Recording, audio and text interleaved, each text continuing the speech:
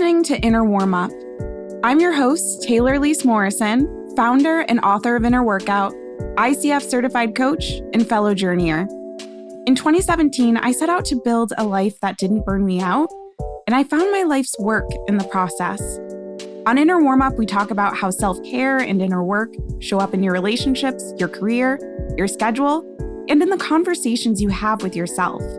We get practical, we get nuanced, and we're not afraid to challenge wellness as usual. So take a deep breath and get curious. This is where your inner work begins. Today on the show, we have my friend, L'Oreal Thompson Payton.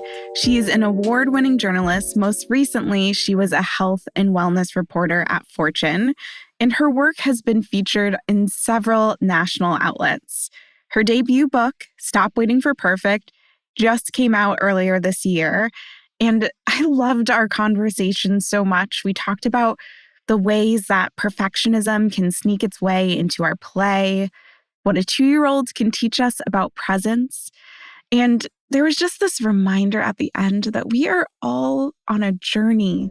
I felt so seen in this conversation, and my hope is that you will feel the same way too. So keep listening. L'Oreal, I am so excited to talk to you. I love having our little pre-conversations. This is inside baseball for people listening to the episode. I always chit-chat a little bit with people before we start recording, and then I get so excited about our conversation that I'm like, oh, wait, we should probably start recording.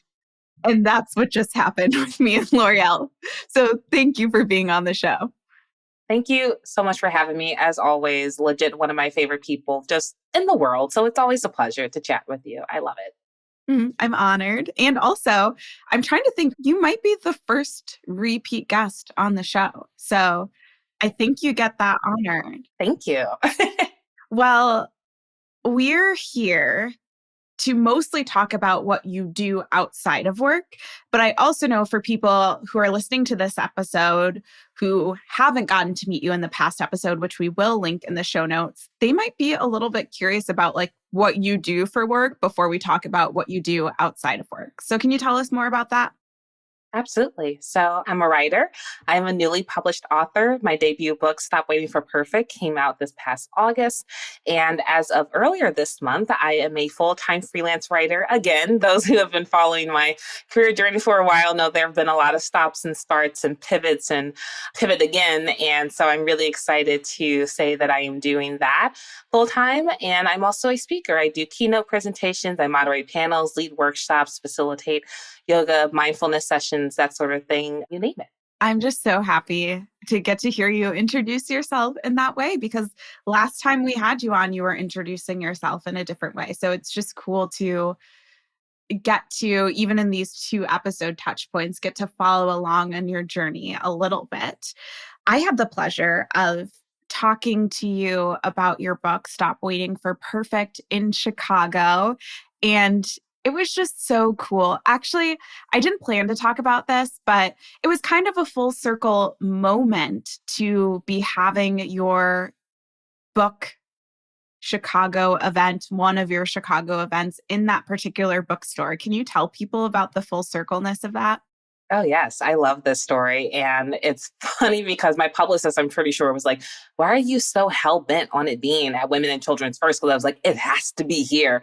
And it was very serendipitous that a friend of mine who actually had helped connect me to our IVF doctor. Actually, you were the one I was talking to when we were at the wing. And I was telling you how IVF was going. We had just started the process and I wasn't happy with our clinic. And Hannah overheard us at the wing, RIP. And she was like, hey, you should come check out this clinic that I work for. And I did. And when we met Dr. Jelani, who I love, multiple cycles later, had our daughter, and it's just like, we all lived happily ever after. And then when I was planning the book tour, and know, as you know, as a new author, it's really hard to get bookstores and places to take a chance on us because we don't have, the sales yet. I don't have a super large following. And so it can be a little bit harder than, some other authors to get our names out there, to get our books out there. And she happened to know the owner of Women and Children's First. She's like, hey, do you want me to make an intro? And I'm like, absolutely, yes. So I always credit Hannah with so much because it's like, you helped me have my baby and also like launch my book baby.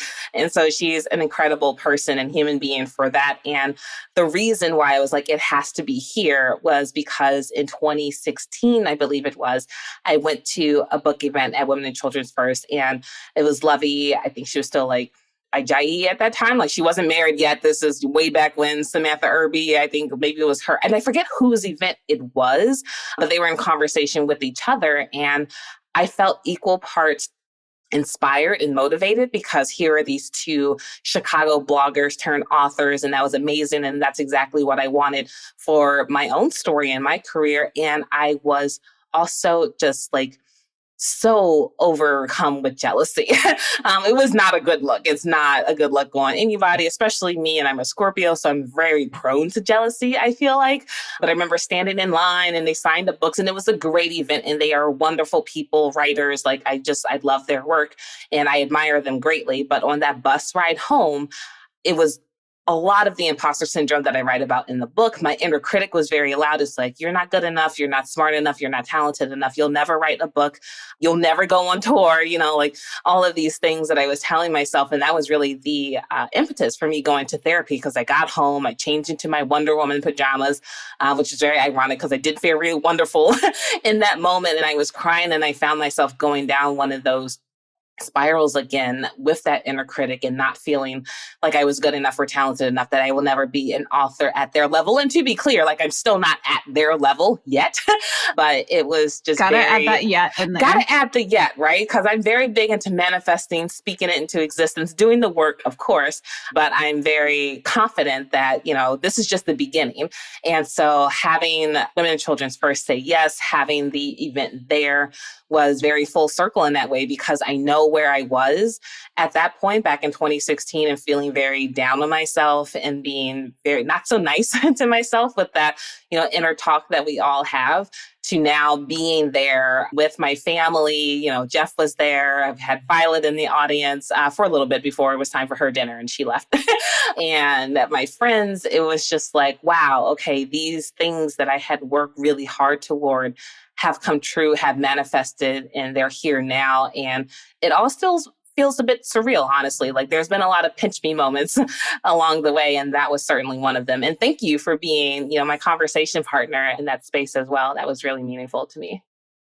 I was so honored, and I was just like, I just want everyone to celebrate L'Oreal and her brilliance in this moment.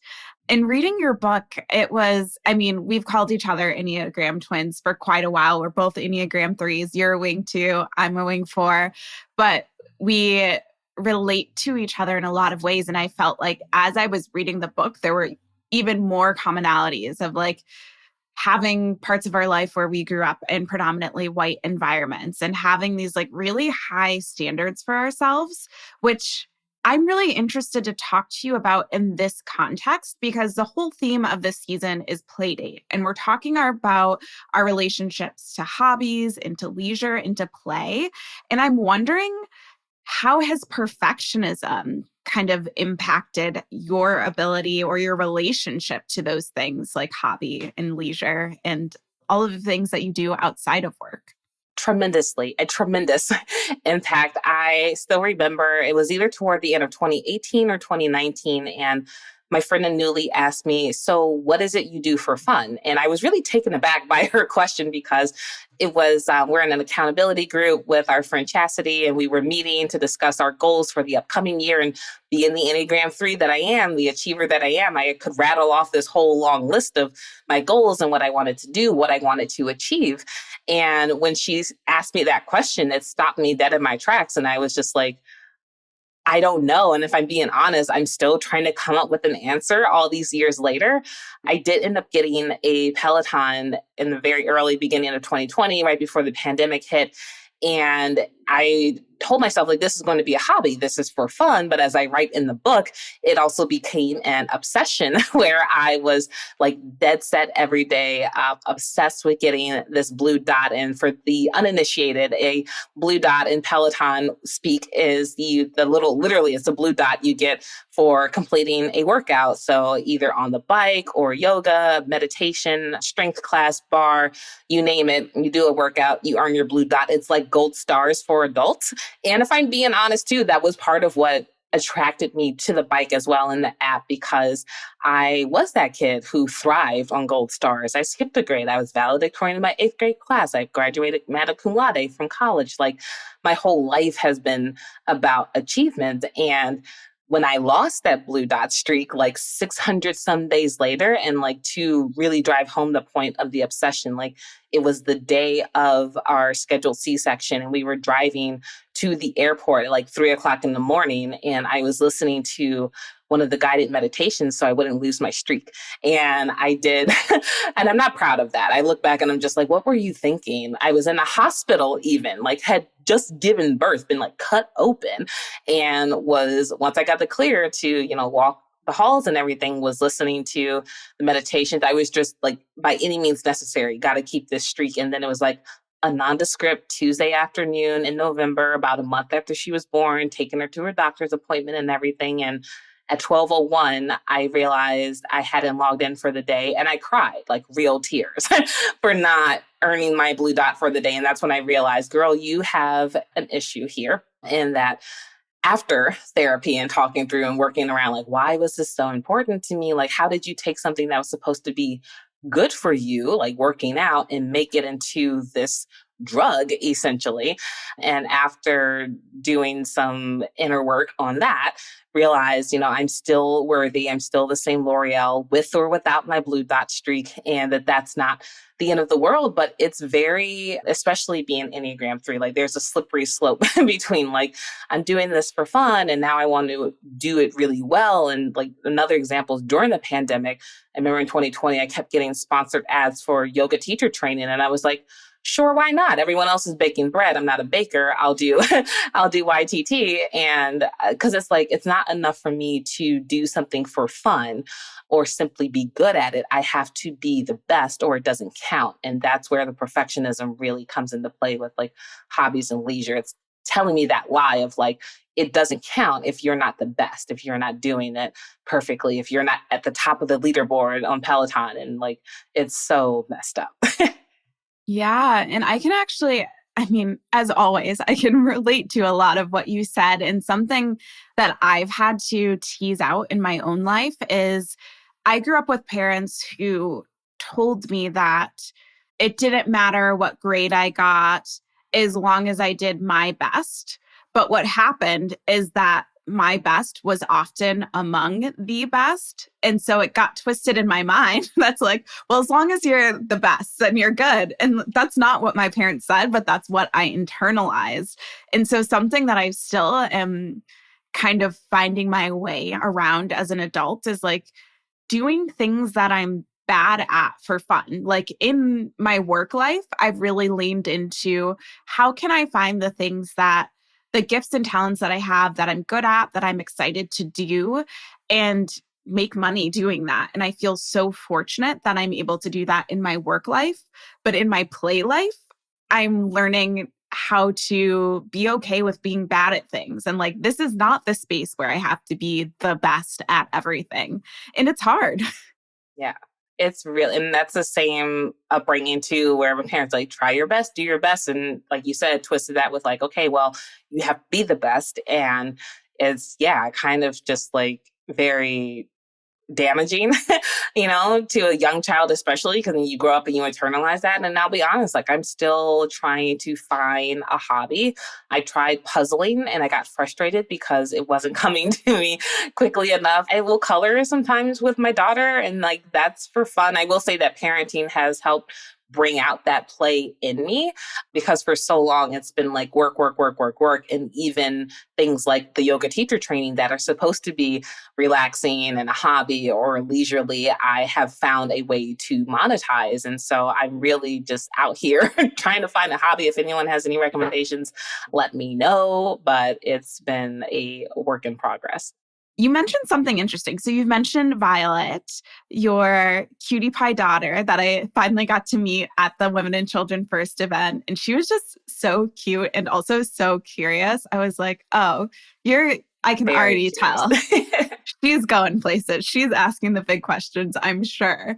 But you started to mention pieces of your journey where, like, the Peloton blue dot in the hospital trying to listen to this meditation. And then you just mentioned now that Violet is out of your body and into the world and has been for, a couple of years now? 2 years in October. Yeah. Is she also a Scorpio? She was supposed to be, that was the due date. It was November 3rd, November 4th was my grandmother's birthday too. But then because, long story short, with fibroids and everything, they were like, let's do a scheduled C-section. And so it's 37 weeks. So technically she's a Libra, but her heart, she was supposed to be a Scorpio like her mama. And don't think I didn't try to ask the doctor too. I was like, how far out can we push this? And she was like, no, this is, these are the dates. And I was like, cool, cool, cool. Safety over astrology. That was a side note where I was like, oh, wait, just curious. But I do want to know more about how motherhood has impacted your ability to engage with hobbies and leisure, or what it's taught you. You mentioned, like, already you're kind of coloring with Violet and that's helping you tap into play. Are there any other things that motherhood has taught you or shown a light on in terms of your play? Yeah, it's very interesting because we found out we were pregnant February 2021, and I got the book deal in like spring, summer 2021. So everything was happening at the same time. And writing the book and raising a tiny human at the same time was this masterclass in unlearning perfectionism. Like, the book itself, I was trying to write this perfect first draft.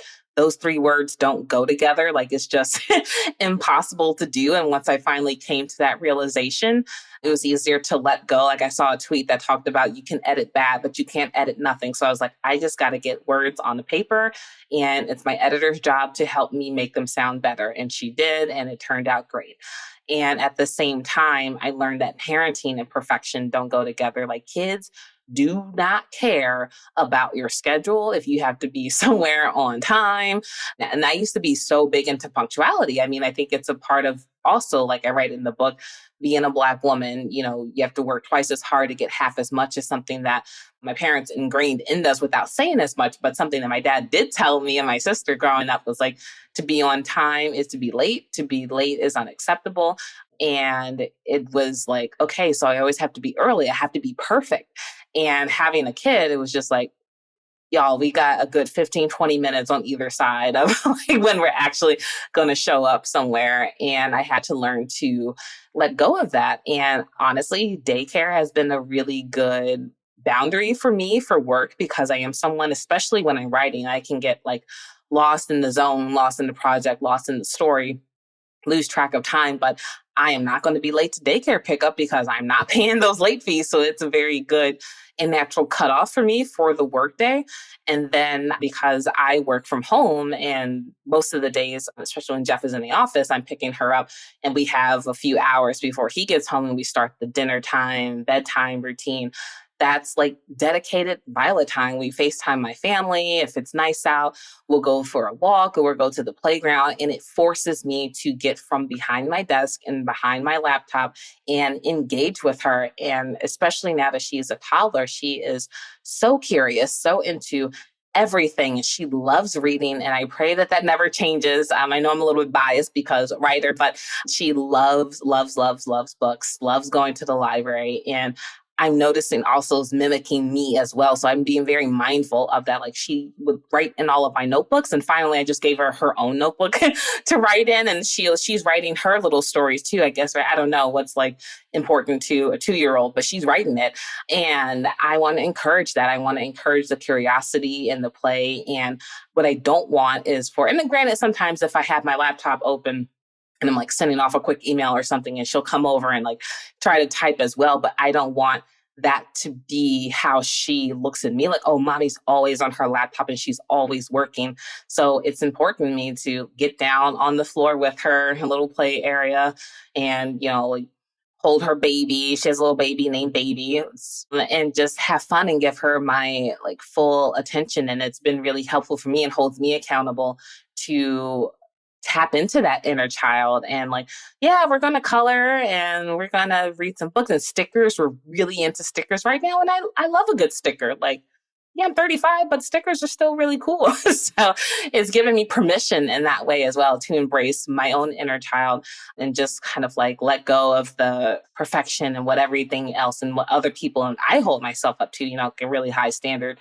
She's a kid. She doesn't care. She just cares that I'm on the floor playing with her. And that's what's most important at the end of the day. That's such a good reminder, whether or not you have kids, of this reminder of like tapping into our inner child, our inner toddler, like the part of us that like doesn't care if it's the fanciest toy or the fanciest gadget, but just cares that we're like taking the time to do something that seems fun and interesting. And at that point, like, Violet doesn't really have a concept of what work is. And even if she did see you in front of your laptop, she doesn't understand that, like, mom is doing this thing to make money, etc. She just is noticing, like, mom is present with me right now. Sometimes she does those other things. And I'm just thinking for myself, like, how can I give myself and my inner child more of that gift of just like doing the thing with what I have right there? There's a woman named Beth Gaskell. She's Chicago based. She owns this company called Big City Readers. And she talks about like how you can do all of these things to engage kids in reading. And sometimes you think it's like, I have to buy the best book or I have to buy like this fancy gadget.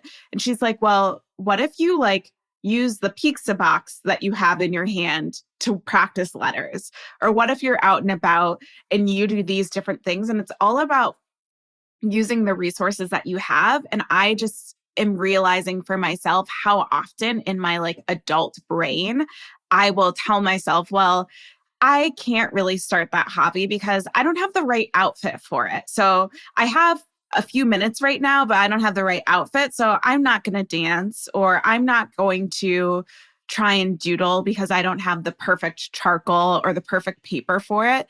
And like our inner toddler is like, cool, there's something to write with. There's something to write on.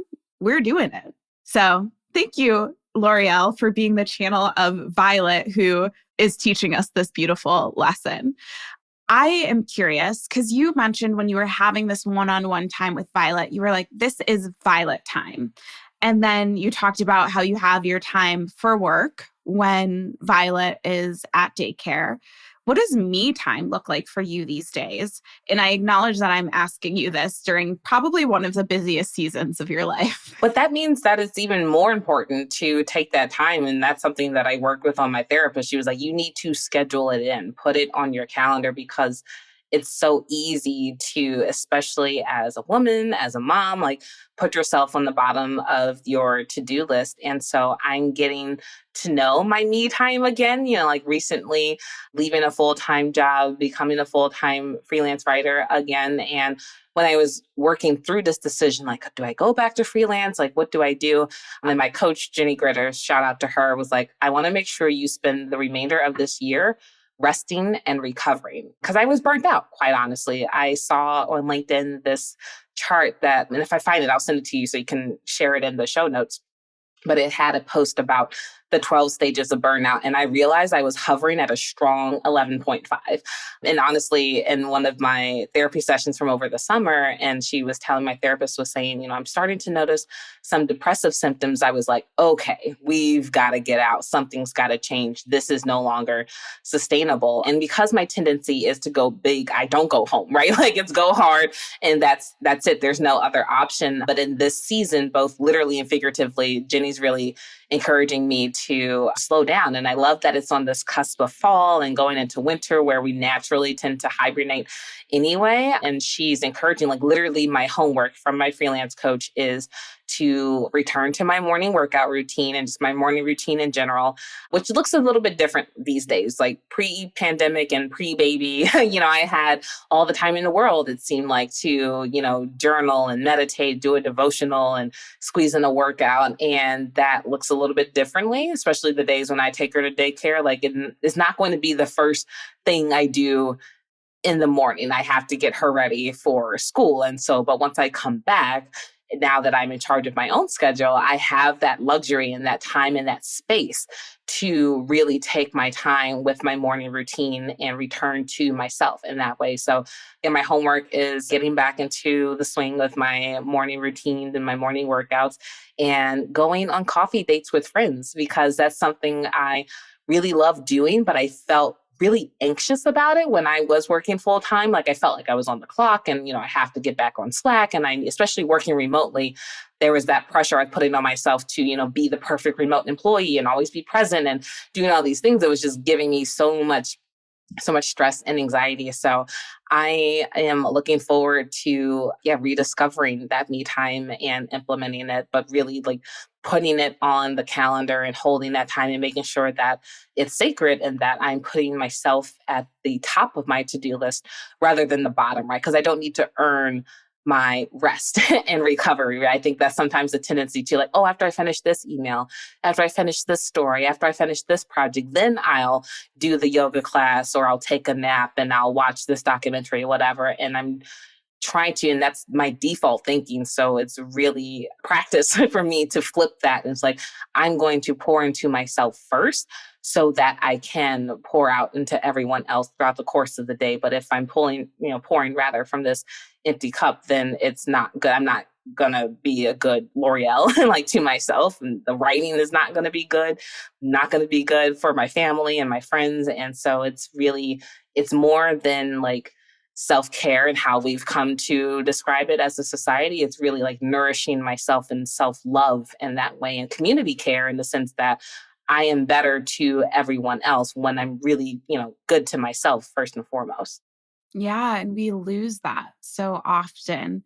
And this is something that I knew that I personally would get a lot out of this conversation, just knowing how much we have in common. But it is just such a good reminder. It reminds me of that old kind of, it's not even a quote, an old saying that there was this like master teacher and someone was talking to him and like saying, how long should you meditate? And he said something like 30 minutes. And the guy was like, well, I'm too busy for 30 minutes. So the master teacher was like, oh, then you need 60 minutes. Ooh. And it's, Burn. yeah, not that I talk a lot about how we don't need to put so much pressure on the amount of time that we do things. But I do think there's something in that prioritization where it's like, when you feel like you don't have time to prioritize it, that is the moment when you need to prioritize yourself and your care most, because that's telling you something. That feeling of you not having time and space for yourself in your own lived experience is a sign that you need to slow down and create space, and really a sign that I need to as well. This is something I've been thinking about as we're recording this. I'm in the midst of like one of the biggest, most like exciting and ambitious things we've ever done for inner workout. And I find myself being like, well, I'm going to jump straight into doing work in the morning, or I'm going to blah, blah, blah, blah. And it's like, well, if we're working on something self-care related, this is my invitation to practice what I preach, which is like part of the reason why I still get drawn to the work of this company, because I need it. And I need that reminder every single day. Yeah. And same with like what do I look like encouraging everyone else to take these chances and these risks and step out on faith and believe in yourself and don't let the inner critic get the best of you when that does happen to me. Like literally the night of the Women and Children's First event, I went home and I, against my better judgment, was looking up like New York Times bestsellers list and all these other things. I saw writers that had gotten invited to Printer Row Lit Fest, and I didn't, even though I had applied, and I was feeling really discouraged about that. Like that jealousy is still there. It's not like, oh, I've made it and I've checked this thing off of my list. And so now life is great. It's an everyday practice. And so I've had to go back and reread my own chapter on jealousy and remind myself of those tools because, again, I need to not just, talk the talk, but walk the walk and being kind to myself in those moments too. Like, yes, I'm grateful for everything. And there's still these fleeting moments of jealousy, and that's okay. Like both of these things can be true. Doesn't make me a terrible human. But yeah, same like with being drawn to the work. And this is why I do what I do, because it's a journey. It's not like I've reached this milestone and now it's complete and everything is perfect. Like it's just, getting started. We're just getting into like the weeds of it, I feel like. And so it's been very interesting to live it as now I'm like talking about it in interviews and other speaking engagements and things like that, where it's like, no, it's still very much applicable to my life in present day. Yeah. What a gift to get to do work that gives us that reminder, but also for everyone listening, like what a gift to be an active participant in your own journey. And you don't have to write a book to start to notice these patterns. It can be you journaling or you being in therapy or you being in deep relationship with people who can start to see like, oh, we're noticing this arc happen again. Here's how you dealt with it before. And I love like sometimes going back into my own journals and being like, oh, but I had the same thought here, but guess what? Like that version of me would think about where I'm at now, or what wisdom did that version of me have to gift myself now? So there's so much that we can learn by engaging with our past self, whether that's our inner child or like us from 6 months ago who wrote something in a journal. I could chit chat with you all day. I'm just feeling so seen and so inspired and so excited for you and all that you are stepping into. I would guess that listeners are feeling the same way and are like, I need more L'Oreal in my life. So how can they get their L'Oreal fix? Yeah, you can find my book, Stop Waiting for Perfect, anywhere that books are sold. And it's also available in audiobook, and I narrate it myself, which was exciting. And you can subscribe to my weekly motivational newsletter at ltinthecity.com and follow me on social media at ltinthecity. Lovely. Thanks for being on, L'Oreal. Thank you for having me. As always, appreciate you. Inner Warmup is a collaborative effort. It's hosted by me, Taylor Lise Morrison, produced by Jenny Kearns, and edited by Carolina Duque. If you enjoyed this episode, share it with a friend. And if you're looking to continue your inner work, our free Take Care assessment is a great place to start. On that note, take care.